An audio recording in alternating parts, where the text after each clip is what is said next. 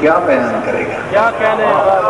دنیا فضائل کی تلاش میں پھرتی ہے، فضائل علی کی تلاش میں بس اتنا فرق ہے۔ توجہ ہے یا نہیں ہے؟ اور اگر کوئی ابلیس یہ کہے کہ علی خلیفہ راشد ہوتے ہوئے بھی آیتوں کو بھول گئے، توجہ چاہتا ہوں، آیت کو بھول گئے، تو پھر کس منہ سے تو کہتا ہے کچھ فرق نہیں ان چاروں میں؟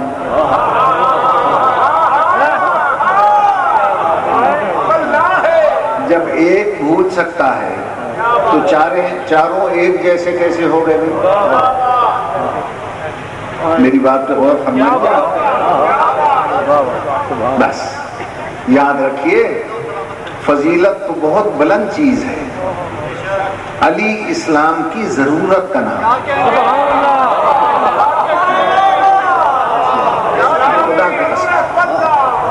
فضیلت اور شے ہے، ضرورت اور چیز ہے۔ ضرورت اسے کہتے ہیں جس کے بغیر کام ہی نہ چل سکے، علی اسلام کی ضرورت ہے۔ دیکھو نا دوستو، علی کے بغیر ایک انچ بھی اسلام کو آگے آپ بڑھا نہیں سکتے۔ لکھیں آپ اسلام کی تاریخ،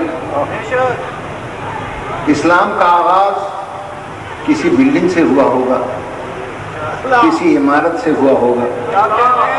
آپ اسلامی عمارتوں کی تاریخ لکھیں اور علی کا نام نہ لیں، تاریخ مکمل کر کے دکھا دیں، میں اپنا مذہب چھوڑ دوں۔ چلیے، اسلام کی سب سے اہم اور بڑی بلڈنگ کو کعبہ کہتے ہیں، ٹھیک ہے؟ میں مورخ سے کہتا ہوں لکھ کعبے کی تاریخ اور علی کے بغیر مکمل کر کے دکھا۔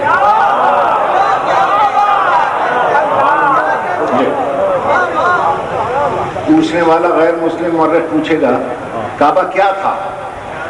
جواب آئے گا بت خانہ۔ بت خانہ، بھائی جس گھر میں ایک بت ہے وہ بت خانہ ہے، جس میں 2-4 ہیں وہ بڑا بت خانہ ہے، اور جس میں 360 ہوں۔ پھر پوچھنے والا پوچھتا غیر مسلم کہ یہ بتائیے کہ یہ کعبہ کب بنا؟ کہ جب بت نکلے۔ پھر پوچھتا ہے بت نکلے تو نکالے کس نے؟ اپنے پیو دا پتر علی دا نام لے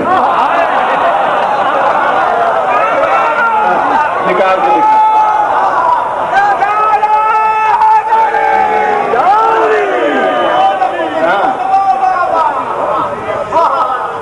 علی کے بغیر نکال کے دکھا۔ تاریخ گواہ ہے، خانہ خدا کی عظمتیں پہرا دے رہی تھی، صاحب براق مرکب تھا، اور مہر نبوت علی کی رکاب قدم بنی ہوئی۔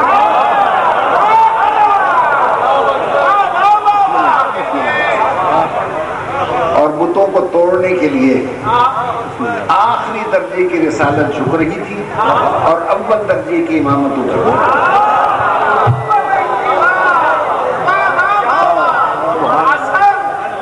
ایسا معلوم ہو رہا تھا کہ دوش رسول پہ علی ہیں،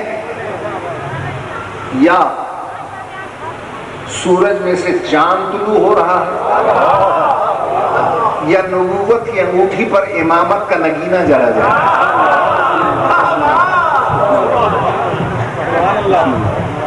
یا رسول اللہ، اتنی تکلیف کی کیا ضرورت ہے؟ بڑے بڑے مجاہد کھڑے ہیں، کاندھے پر اٹھانے کی بھی ضرورت نہیں ہے، بیٹھے بیٹھے جسے چاہیں توڑ دیں۔ جواب ملا، بات یہ ہے میں خلق عظیم بن کے آیا ہوں، میں کسی کو شرمندہ کرنے نہیں آیا۔ بھائی اس میں شرمندگی کی کیا بات ہے؟ میں آ گیا یہاں، میری بات پہ غور۔ نزاکت شاہ صاحب نے حکم دیا، میں اپنی اس حالت میں بھی پہنچ گیا۔ مجھ سے میزبان نے پوچھا چائے لے آئے؟ میں نے کہا ٹھہر جاؤ 20 رکعت پڑھ لیں۔ پھر پوچھا کھانا لے آئے؟ میں نے کہا 50 رکعت اور پڑھ لوں۔ ہر طرف شہرت ہو گئی، ایسا آج تک مولوی نہیں آیا، نہ کھاتا ہے نہ پیتا ہے، سجدے پہ سجدے کرتا ہے، اتنا مقدس آدمی۔ ابھی ہر طرف میری شہرت ہو رہی تھی، اچانک میرے گاؤں کا میرا کلاس فیلو پہنچ گیا۔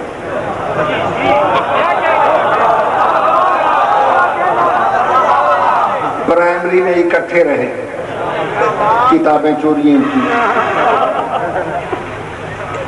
باغوں سے آم توڑے چوری کیے،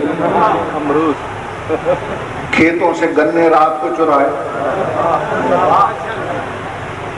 اس نے کہا وہ ساڈا مولوی کتھے ہے؟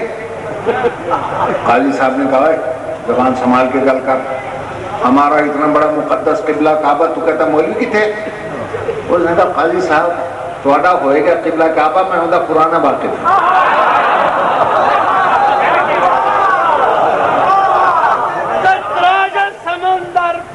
قطرہ جو صدف میں گرے تو گوہر بنتا ہے، اور اگر سانپ کے منہ میں آئے تو زہر بنتا ہے۔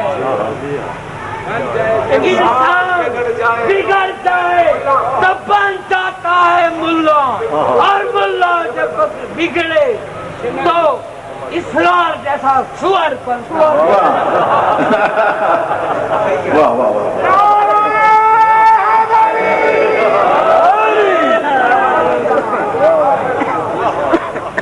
یہ میرے بھائی نے میرے مولا کے شعر کا ترجمہ کر دیا۔ میرے مولا کا شعر، یزید العلم فی الاشراف شرفا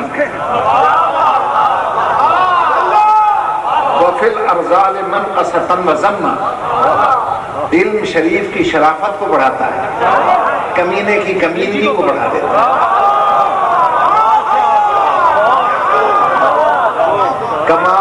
کمائل مزن فی الاصطاف در وفی فم الافائی سارا سما۔ جس طرح بارش کا قطرہ سیپ میں موتی اور سانپ میں زہر ہو جاتا ہے۔ توجہ ہے نا صاحبہ؟ ناراض تو نہیں بیٹھے؟ چلیے آغا صاحب نے یاد دہانی کرا دی کلاس فیلو کی، تو سب پہ میرا روب چھا جائے گا۔ جو میرا پرانا واقف کلاس فیلو ہے اس پہ نہیں چلے گی۔ اکٹھے جو ساری حرکتیں کی، پیغمبر نے کہا میں کس سے کہوں وہ تو وہ توڑے۔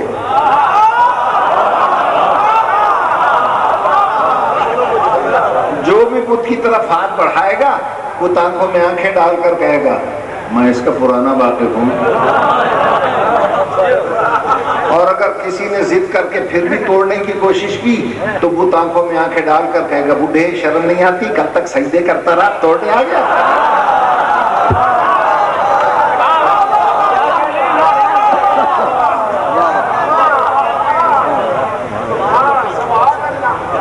اس لیے کعبے کی تاریخ آپ لکھ نہیں سکتے جب تک کہ مولا کا ذکر نہ آ جائے۔ توجہ ہے یا نہیں؟ شیطان سے جب اللہ نے پوچھا تھا کیوں سجدہ نہیں کرتا اسے جسے میں نے دونوں ہاتھوں سے بنایا، تو اس نے کہا لم اکن لاسجد لبشر، میں نہیں سجدہ کروں گا اس بشر کو۔ تو رحمان الرحیم جبار و قہار ہو گیا تھا اور نکل میرے دربار سے خبیث، جسے میں نے نبی بنایا ہے میرے نبی کو بشر کہتا ہے۔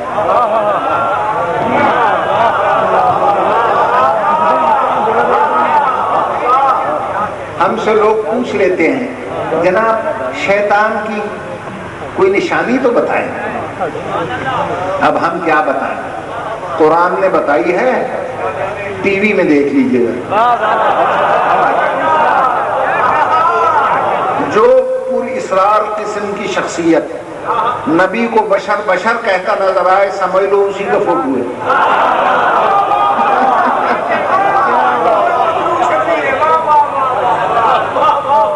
میری بات پہ غور فرمائیے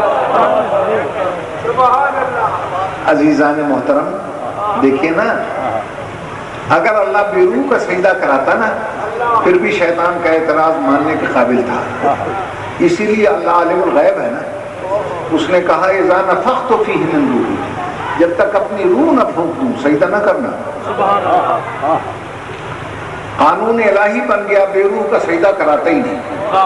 پیغمبر بھی ہر طرف سجدے کرتے رہے مگر کعبے کو اس وقت تک سجدہ واجب نہ ہوا جب تک کعبے میں روح نہ پیدا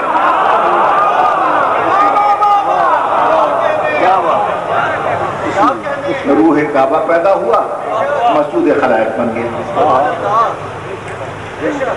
اللہ سلامت رکھے. ہمارے آقا جان کو اکثر ان سے پوچھ لیتے ہیں کہ ابھی کعبے کیوں جمے, ان کا پھر تیرے گھر جمنے کعبے کیوں جمے. اب میں کیا سمجھاؤں, ساری دنیا میں مشہور ہے ہمارا ملک زرعی ملک ہے, ٹھیک ہے نا. ہم زراعت کے قانون کے مطابق کیوں نہ سمجھیں اسے. جب ہمارے ہاں کوئی پھلدار انتہائی میٹھا پودا پھل دینا بند کر دے, اس پر فصل نہیں آتی, تو اس کو پیوند کے ذریعے سے پھر آگے بڑھاتے. اللہ نے کائنات پہ ایک نبوت کا شجر لگایا تھا جسے خاتم النبیین کہتے ہیں. جب 1,24,000 بہاریں دیکھ کر وہ بلا فصل ہو گیا تو اللہ نے اس کی نسل کو آگے چلانے کے لیے شجر نبوت کی اپنے سرکاری بنگلے کے گملے میں اسی جنس کا ایک پودا پیدا کر دیا.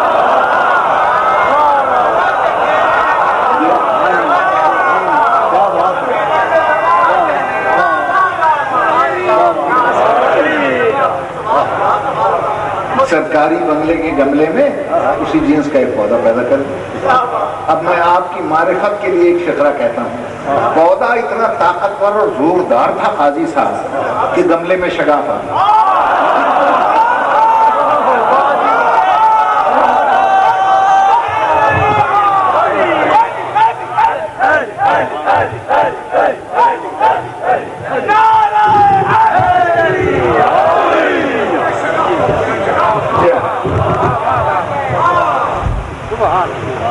بس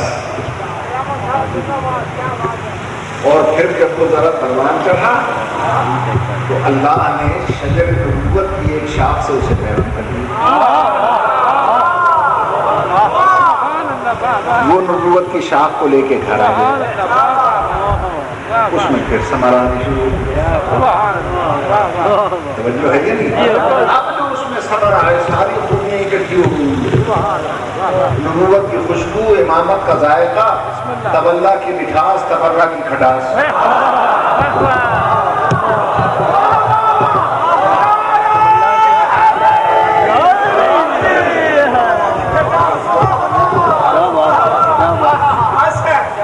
ساری خوبیاں اس میں اکٹھی ہو گئی. بس بیان میرا ختم ہو گیا اور میں آپ جیسے عارفین کی ایک جملہ کہتا ہوں. ہمیں تکلیف اس بات کی ہوتی ہے کہ جیسے ہی اس میں ثمرہ آئے نا شاخ نبوت میں, تو اس مقدس باغ کے باغیوں نے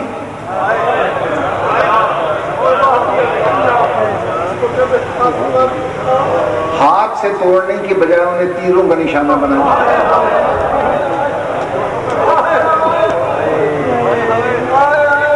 بڑا ثمر بھی تھا, چھوٹا بھی تھا. فرق اتنا تھا بڑے ثمر پر تیر تھے, چھوٹا ثمر تیروں پر تھا.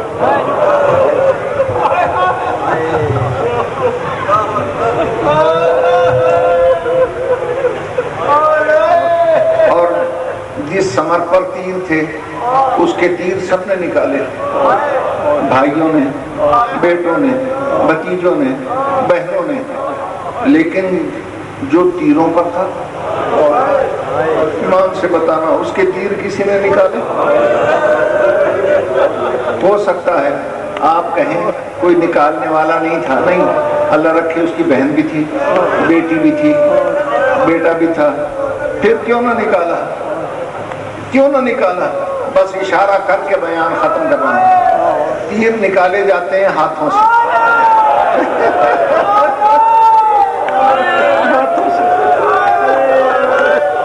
میرا بارہواں امام فرماتا ہے میرا سلام ہو مخدرات عصمت پر جن کے ہاتھ گردن سے پکڑے۔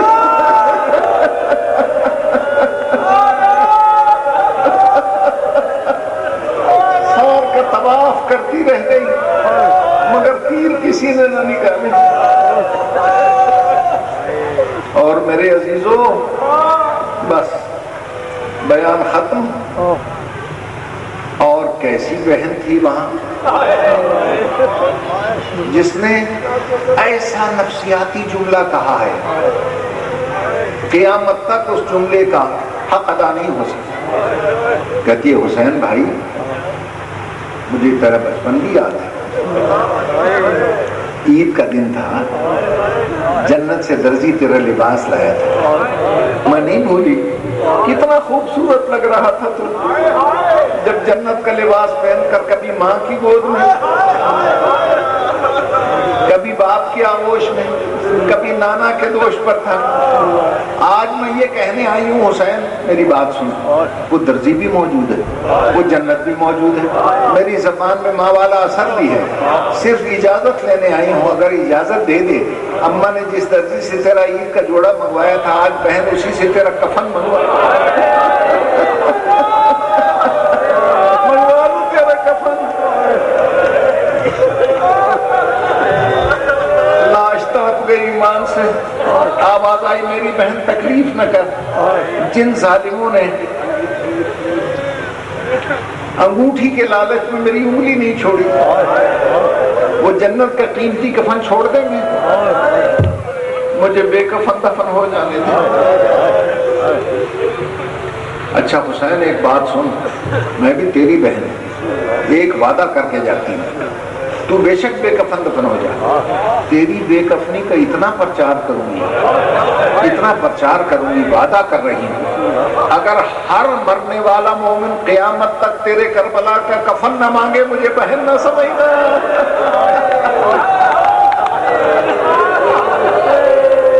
مجھے بہن نہ سمجھنا۔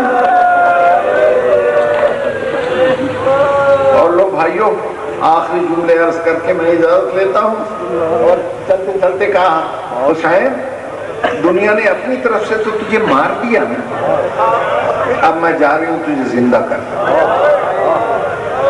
بستی بستی قریہ قریہ گاؤں گاؤں، اگر ہائے حسین نہ ہوتی رہے تو مجھے بہن نہ سمجھنا۔ اور بس بیان میرا ختم ہو گیا۔ اس بہن نے حسین کو ایسا زندہ کیا، ایسا زندہ کیا کہ ایک فقرہ عرض کر دوں، جب آپ کہتے ہیں نا حسینیت زندہ باد اور حسین زندہ باد، بتائیں حسین بہن سے کیا کہتے ہیں؟ آپ کہتے ہیں حسینیت زندہ باد، حسین بہن کے سامنے سر جھکا کے کہتے ہیں زینب تیرا شکریہ، زینب تیرا شکریہ، میں تیرا بڑا شکر گزار ہوں، تو نے مجھے زندہ کر کے رکھ دیا۔ اللہ آپ کی مجلس قبول کرے، خدا پڑھنے والوں کی پڑھائی کو منظور کرے، اور بیماروں کو شفا کاملہ عطا فرمائے، اور اگر مجھ جیسے گناہ گار سے ذکر کی خدمت مقصود ہو تو مجھے بھی شفا کاملہ کی بھی عطا کر دے۔ خدا حافظنا سے